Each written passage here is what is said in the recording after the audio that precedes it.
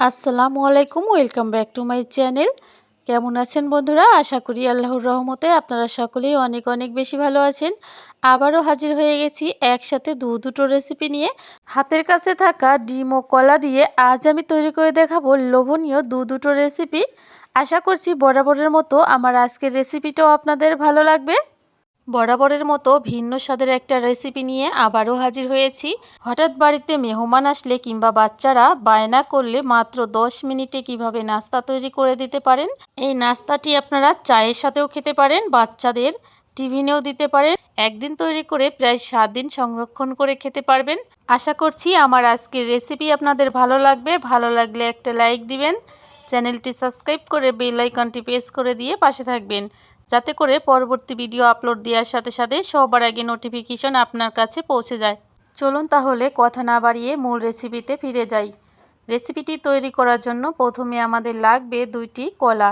আমি এখানে সাগর কলা নিয়েছি, আপনারা চাইলে যে কোনো কলা এখানে ব্যবহার করতে পারেন। তো কলাটার প্রথমে আমি খোসা ছাড়িয়ে নিচ্ছি। এবার আমি কলার উপরে দেখুন শিরের মতো একটা আবরণ রয়েছে, সেটাও সরিয়ে নিচ্ছি। ঠিক সেম প্রসেসে আমি অপর কলাটাও ছুলে নেব। তো এই কলাটা একটু বেশি পাকা ছিল, কোনো সমস্যা নেই। অনেক সময় আমাদের ঘরে কলা আনা থাকে, বেশি পেকে যাওয়ার কারণে কেউ খেতে চায় না, তখন কিন্তু সেই কলাগুলো দিয়ে এই রেসিপিটা তৈরি করে নিতে পারেন। তো আমার কলাগুলো ছোলা হয়ে গেছে, এবার আমি ছুরি দিয়ে পিস পিস করে কেটে নেব। সম্পূর্ণ কলা কেটে নিয়ে তারপর ফিরে আসলাম। এবার আমি নিয়ে নিলাম একটা মিক্সিং জারের মধ্যে এবার আমি কলাগুলো তুলে নিব। দেখে বুঝতে পারছেন সম্পূর্ণ কলা আমার তুলে নেওয়া হয়ে গেছে। এবার আমি নিয়ে নিচ্ছি নর্মাল তাপমাত্রায় থাকা 1 পিস ডিম।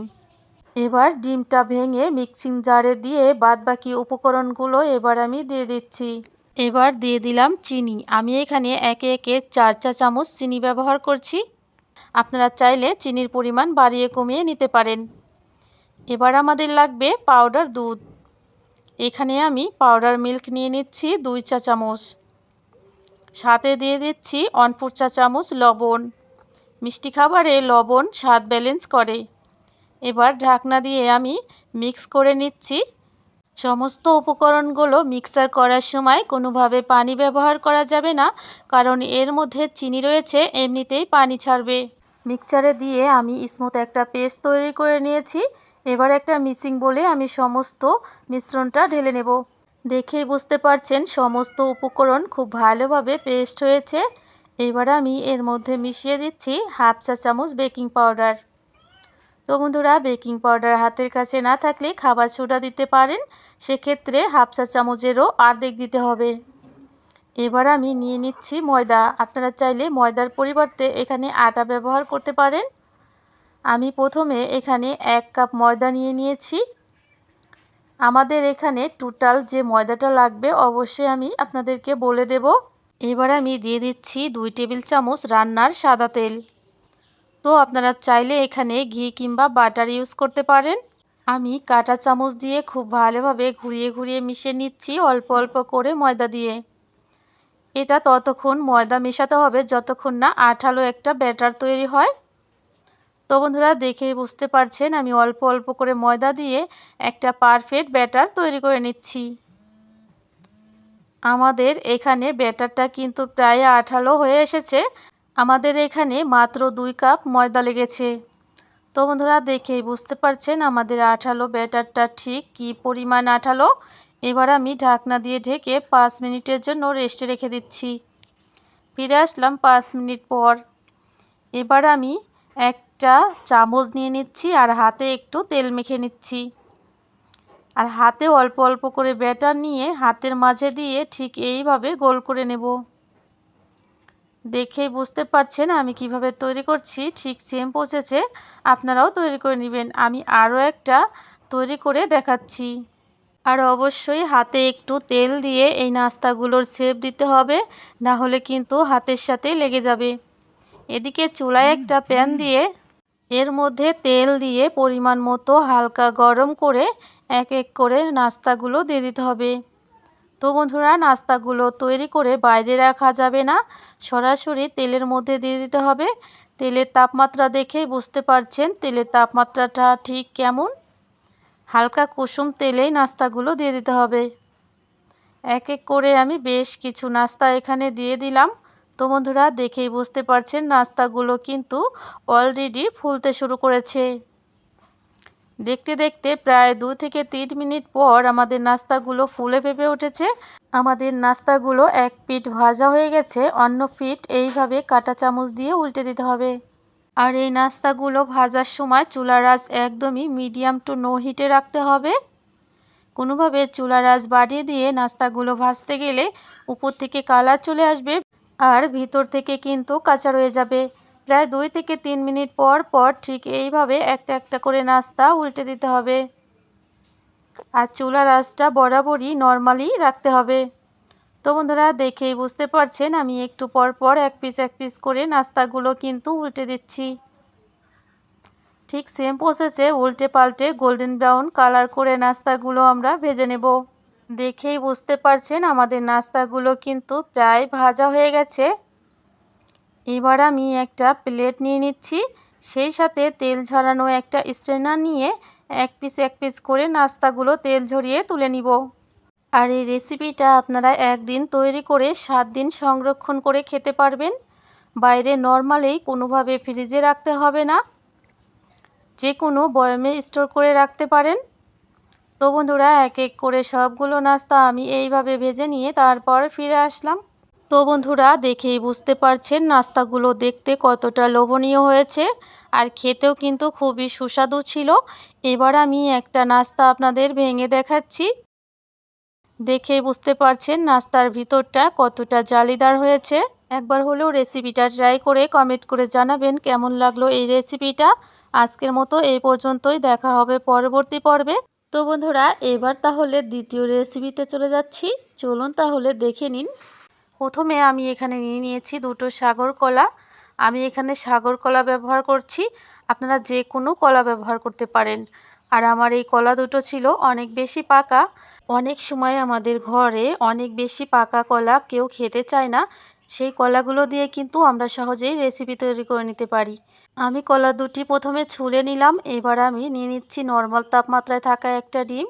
ডিমটা ভেঙে সাইডে রেখে এবার আমি কলা দুটো মাঝখানে নিয়ে নিলাম। এবার একটা কাঁটা চামচের সাহায্যে আমি কলা দুটোকে ম্যাশ করে নেব। তো বন্ধুরা, দেখেই বুঝতে পারছেন আমি কলাগুলো ঠিক কিভাবে ম্যাশ করে নিচ্ছি। ঠিক সেম প্রসেসে আপনারাও কিন্তু কলাগুলো ম্যাশ করে নেবেন। কলাটা ম্যাশ করে নেওয়া হয়ে গেলে এবার এর মধ্যে দিয়ে দিচ্ছি ভেঙে রাখা ডিম। ডিমটা দিয়ে এবার দিয়ে দিচ্ছি 1/4 চা চামচ লবণ। এবার আমি দিয়ে দিচ্ছি 1 চা চামচ পাউডার মিল্ক, সেই সাথে দিয়ে দিচ্ছি চিনি। চিনি পরিমাণ আপনারা বাড়িয়ে কমিয়ে নিতে পারেন। আমি এক এক করে এখানে 4 চা চামচ চিনি ব্যবহার করছি। আমার চিনিটা নেওয়া হয়ে গেছে। এবার আমি কাঁটা চামচের সাহায্যে সমস্ত উপকরণ একটু মিশিয়ে নেব। তো বন্ধুরা, দেখেই বুঝতে পারছেন আমি কিভাবে মিশিয়ে নিচ্ছি। সমস্ত উপকরণ আমি ততক্ষণ ফেটিয়ে নিব যতক্ষণ না আমাদের চিনিটা গলে যাচ্ছে আর সমস্ত উপকরণ মিশে যাচ্ছে। তো বন্ধুরা, প্রায় 3 থেকে 4 মিনিট সময় নিয়ে এই ব্যাটারটা ফেটিয়ে নিতে হবে। আমার ফেটানো কাজটা প্রায় কমপ্লিট। এবার আমি এদিকে একটা মিক্সিং বোল নিয়ে নিচ্ছি। এবার তৈরি করে রাখা ব্যাটারটা মিক্সিং বোলে আমি নিয়ে নেব। এবার আমি দিয়ে দিচ্ছি 1 চা চামচ ড্রাই ইস্ট। এই ইস্ট আপনারা বাজারের বড় বড় মুদির দোকানে বোতলে পেয়ে যাবেন। এবার আমি দিয়ে দিচ্ছি ময়দা। আপনারা চাইলে এখানে ময়দার পরিবর্তে আটা ব্যবহার করতে পারেন। আমি এখানে এক এক করে 2 কাপ ময়দা দিয়ে দিচ্ছি। তো বন্ধুরা, আমাদের যদি আরও ময়দা প্রয়োজন হয় তাহলে পরবর্তীতে অবশ্যই ব্যবহার করতে পারবো। এবার আমি হাত দিয়ে খুব ভালোভাবে মেখে নিচ্ছি। মেখে নেওয়ার এই পর্যায়ে যখন দেখব হাতের সাথে খুব বেশি লেগে যাচ্ছে, তখন আমি এখানে নিয়ে নিব 2 টেবিল চামচ রান্নার সাদা তেল। তেলটা দিয়ে খুব ভালোভাবে মেখে নিতে হবে। তো বন্ধুরা, দেখেই বুঝতে পারছেন আমার মেখে নেওয়া প্রায় কমপ্লিট। আর আমার এখানে আরও 2 টেবিল চামচ ময়দা প্রয়োজন হয়েছিল। ডিমের সাইজ কিংবা কলার সাইজ ছোট বড় আকারে কিন্তু ময়দা একটু কম বেশি লাগতে পারে। তো বন্ধুরা দেখে বুঝতে পারছেন আমাদের ডোটা কি পরিমাণ নরম রয়েছে। এবার আমি ঢাকনা দিয়ে ঢেকে ডোটা রেস্টে রেখে দেব 20 মিনিটের জন্য। ফিরে আসলাম 20 মিনিট পর। তো বন্ধুরা দেখে বুঝতে পারছেন আমাদের ডোটা আগের তুলনায় ফুলে ডাবল হয়ে গেছে। এবার হাতে সামান্য তেল মেখে ডো থেকে হাওয়া বাতাস বের করে নিব। ডো থেকে হাওয়া বাতাস বের করা হয়ে গেলে এবার আমি এই ডোটা একটা বোর্ডের উপরে নিয়ে নেব। বোর্ডের উপরে আমি দিয়ে দিয়েছি কিছু ময়দা। এবার ডোটা নিয়ে আমি আরও 2 মিনিট মথে নিব। তো বন্ধুরা দেখেই বুঝতে পারছেন আমি কিভাবে মথে নিচ্ছি। ঠিক সেম প্রসেসে আপনারাও মথে নেবেন। আমাদের ডোটা কিন্তু খুব ভালোভাবে মথে নেওয়া হয়ে গেছে। এবার হাতের উপরে তুলে উপর থেকে নিচে গুজে গুজে একটা গোল্লা তৈরি করে নিলাম। এবার এই গোল্লাটার উপরে হাত দিয়ে চেপে চেপে একটা রুটির মতো তৈরি করে নেব। আর এই রুটিটা খুব বেশি বড় হবে না আর অনেক বেশি পাতলা হবে না। রুটিটা সাইজে দেখতে একটু মাঝারি হবে আর সেই সাথে রুটিটা একটু মোটাও হবে। তো বন্ধুরা দেখে বুঝতে পারছেন আমাদের রুটিটা কি পরিমাণ মোটা রয়েছে। এবার আমি রুটিটার উপরে 1 চা চামচ পানি দিয়ে খুব ভালোভাবে লাগিয়ে নিলাম। এবার এই রুটির উপরে আমি দিয়ে দিচ্ছি সাদা তিল। আর এই তিলটা কাঁচা রয়েছে। এই তিলটা ব্যবহার করার কারণে নাস্তার স্বাদ কিন্তু দ্বিগুণ হয়ে যায়। তিলটা দিয়ে খুব ভালোভাবে হাত দিয়ে চেপে চেপে আটকে দিতে হবে। পুরো নাস্তার রুটিটা তিল দিয়ে মুড়িয়ে তারপর ফিরে আসলাম আর খুব ভালোভাবে চাপ দিয়ে আটকে দিচ্ছি।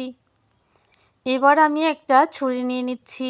ছুরি দিয়ে এবার আমি নাস্তাটা একটা শেপ দিয়ে কেটে নেব। আপনারা যার যার চয়েস অনুযায়ী নাস্তাটা শেপ দিয়ে কেটে নিতে পারেন। আমি আমার পছন্দ মতো নাস্তাটা একটা শেপ দিয়ে নিচ্ছি। তো বন্ধুরা দেখে বুঝতে পারছেন আমি নাস্তার শেপটা ঠিক কিভাবে দিচ্ছি। ঠিক সেম প্রসেসে সবগুলো নাস্তার শেপ আমি একই রকম করে দিয়ে নেব। সবগুলো নাস্তা শেপ কেটে নিয়ে তারপর ফিরে আসলাম।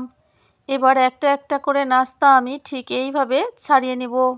তো বন্ধুরা দেখেই বুঝতে পারছেন এই নাস্তাগুলো কিভাবে আলাদা করে নিতে হবে। আর এই নাস্তার প্রত্যেকটা পিস কিন্তু আলাদা আলাদা করে রাখতে হবে। এবার আমি সবগুলো আলাদা করে তারপর ফিরে আসলাম। এদিকে চুলায় একটা প্যান দিয়ে পরিমাণ মতো তেল দিয়ে উষ্ণ গরম করে নিলাম। আর এই উষ্ণ গরম তেলে এক এক করে নাস্তাগুলো ছেড়ে দিতে হবে। তেলের তাপমাত্রা দেখে বুঝতে পারছেন তেলের টেম্পারেচার ঠিক কেমন। অল্প আছে এই নাস্তাগুলো এক এক করে আমি সবগুলো দিয়ে দিচ্ছি। ফিরে আসলাম সম্পূর্ণ নাস্তা দিয়ে। তো বন্ধুরা দেখেই বুঝতে পারছেন নাস্তাগুলো দেখতে কতটা মাশাআল্লাহ লাগছে। এবার চুলার আঁচটা মিডিয়াম টু লো হিটে দিয়ে নাস্তাগুলো ভাজতে হবে। চুলার আঁচ খুব বেশি বাড়িয়ে দিলে উপর থেকে কালার চলে আসবে আর ভিতর থেকে কাঁচা রয়ে যাবে। প্রায় 2 থেকে 3 মিনিট পর আমাদের নাস্তাগুলো কিন্তু বেশ ফুলে ফেঁপে উঠেছে। আর এইদিকে নাস্তাগুলো এক পিঠ ভাজা হয়ে গেছে। মাশাআল্লাহ নাস্তাগুলো এত বেশি ফুলেছে এক হাতা দিয়ে উল্টাতে প্রবলেম হচ্ছিল, যার জন্য আমি একটা কাঁটা চামচ নিয়ে নিচ্ছি নাস্তাগুলো উল্টানোর জন্য। ডাবল হাতা ব্যবহার করলে এই ধরনের নাস্তাগুলো উল্টানো অনেক বেশি সুবিধা হয়। তো বন্ধুরা দেখতে দেখতে আমি সবগুলো নাস্তা উল্টে দিয়ে তারপর ফিরে আসলাম। এভাবে 2 থেকে 3 মিনিট পর পর উল্টে পাল্টে গোল্ডেন ব্রাউন কালার করে নাস্তাগুলো ভেজে নিতে হবে। তো বন্ধুরা আপনারা যদি আমার চ্যানেলে নতুন হয়ে থাকেন আর আমার রেসিপিটি যদি আপনাদের ভালো লাগে তাহলে প্রথমে একটা লাইক দিবেন। তারপর চ্যানেলটি সাবস্ক্রাইব করে বেল আইকনটি প্রেস করে দিয়ে পাশে থাকবেন, যাতে করে পরবর্তী ভিডিও আপলোড দেওয়ার সাথে সাথে সবার আগে নোটিফিকেশন আপনি পেয়ে যান। তো বন্ধুরা দেখতে দেখতে আমাদের নাস্তাগুলো প্রায় ভাজা হয়ে গেছে। দেখেই বুঝতে পারছেন কতটা কালারফুল হয়েছে। আর এবার আমার এই নাস্তাগুলো তুলে নিতে হবে। নাস্তাগুলো এত বেশি ফুলকো হয়েছে স্ট্রেনার দিয়ে তুলতে প্রবলেম হচ্ছিল। এবার আমি একটা একটা করে নাস্তা তুলে নিব। তো বন্ধুরা কাছ থেকে দেখেই বুঝতে পারছেন নাস্তাগুলো দেখতে কতটা লোভনীয় হয়েছে। আর এবার আমি সবগুলো নাস্তা তুলে নিয়ে তারপর ফিরে আসলাম। এবার আমি একটা একটা করে নাস্তা তুলে ভেঙে দেখাচ্ছি। নাস্তাগুলো বাইরে থেকে যেমন সুন্দর কালার এসেছে, ভিতর থেকেও কিন্তু একদম পারফেক্টভাবে ভাজা হয়েছে। তো বন্ধুরা, আজ এ পর্যন্তই, দেখা হবে পরবর্তী পর্বে। সেই পর্যন্ত ভালো থাকবেন, সবাইকে ভালো রাখবেন। আল্লাহ হাফেজ, আসসালামু আলাইকুম।